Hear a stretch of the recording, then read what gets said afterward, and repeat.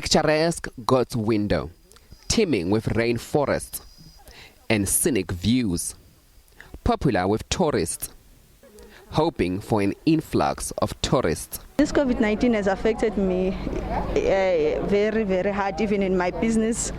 I believe next year is going to be a great year.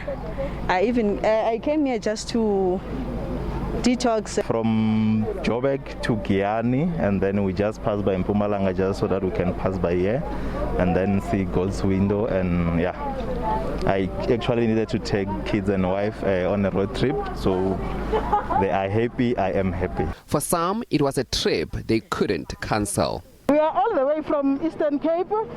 Eastern Cape, the beaches are closed, so we decided to come in Mpumalanga to see.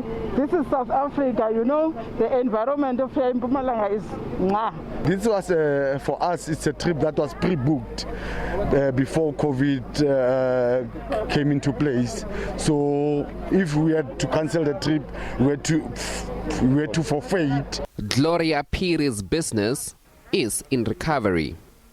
After the pandemic struck, it forced her sons to drop out of college. There's a lot of customers, and I believe that God will make a way next year. As long as they're alive, and God will make a way, they will finish the school. Tourists are streaming in, and strict COVID-19 rules enforced. We are hopeful that the support that we are getting from the people, which is showing that it increases almost every day since the 16th of December. The one problem that we continue to have, though, is the number of people that were turning back because of non-compliance to the safety and health protocols by not wearing masks, and also the issue of bringing in liquor to some of our tourist attraction areas. We are controlling the number of people that are getting in and out because we don't want to overwhelm these areas. With tourism tentatively recovering, outdoor attractions are recommended. Dumela Machogo, SABC News, Graskop. And now the Mpumalanga Tourism and Park CEO, Johannes Nobunga, joins me live. A very good evening to you, sir. Thanks indeed for your time. So have you seen this increase in tourism numbers that you were hoping for this festive season, given that the usual flock to the coastal towns has not happened? Good evening, Criselda. We are trying to benefit from the fact that the coastal destinations have been closed, particularly for the festive season, and those others for the days which is both your Christmas and New Year's Day. However, one must indicate that we are also constrained by the issue of the numbers that we are supposed to be allowing into these tourist attraction areas. That's right. But nonetheless, as we have indicated, if we look at the numbers from the 16th of December to date, the numbers are encouraging. And if you look at private establishments, you would realize that between now and the 3rd of December, many of the accommodation establishments are running between 50 and 75%, which is encouraging considering that we were moving from a zero base after the lockdown level 5 to level 2, when tourism was open for both domestic and international travel. And obviously, I think, with the concerns of the second wave and the impact of that, how are you ensuring that these tourists, some of which in that package that my colleague had filed, indicated they were not prepared to cancel their trip? Obviously, safety is one of the key elements that you want to ensure are in place. We are prioritizing the issue of safety, both on the medical front or the health front, as well as your general safety of tourists that come to the province of Mpumalanga.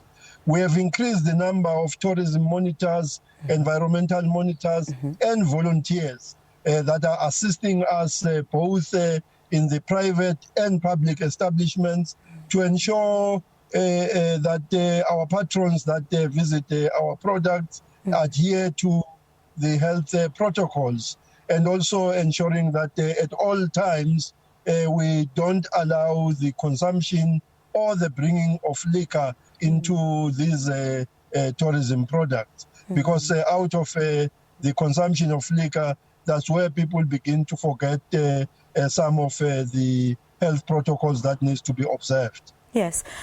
I know that one of the issues for you as Mpumalanga Tourism and Parks had been the issue of budget cuts. How much has that constrained what you're able to do during this time? Well, the issue of budget cuts has affected us greatly, not only as a government, but also as private sector, because you would know that after the lockdown level 5, where all of tourism was closed, many of the businesses in the tourism sector found themselves under a serious strain. And as a result, we needed to come with some intervention relief that was intended at ensuring that they get some assistance to keep afloat. Some of these businesses would not be able to come back. New businesses would have to emerge. And those that are still in the business, we are trying our best to ensure that they get some relief, both financial and other relief, material relief that would ensure that their compliance to the health and safety regulations are made easy. But that has been seriously constrained by the budget cuts that we experienced as an entity that is responsible for tourism in the province. Speaking to some other provinces as well, them indicating that it's still a mammoth task to get some of the establishments to comply. Are you experiencing the same challenge in Mpumalanga, where some establishments, just pockets full, who are not following the proper procedures in terms of ensuring that everyone around them is safe? As I've indicated, Crystal, that the issue of safety and the health of both the tourists as well as the employees that these establishments are having is of paramount importance to all of us. There are, of course, those establishments that are finding it hard to keep up with the health protocols, as I've indicated, that with the very little resources that we are having, we're trying to come in and ensure that there's some relief that they are getting in material support on your COVID compliance material, like your sanitizers and all of the other requirements that are needed. Because if we cannot afford to give them money, some we can really, they can do better with support on sanitizers and other requirements that are needed, as well as also ensuring that we increase the number of people that are there to assist them to check compliance. That would come at the cost of government, the presidential support program that is intended at ensuring that through the EPWP we assist young people find some job opportunities. Johannes Nobunga, the Mpumalanga Tourism and Parks CEO, thank you very much for joining us this evening.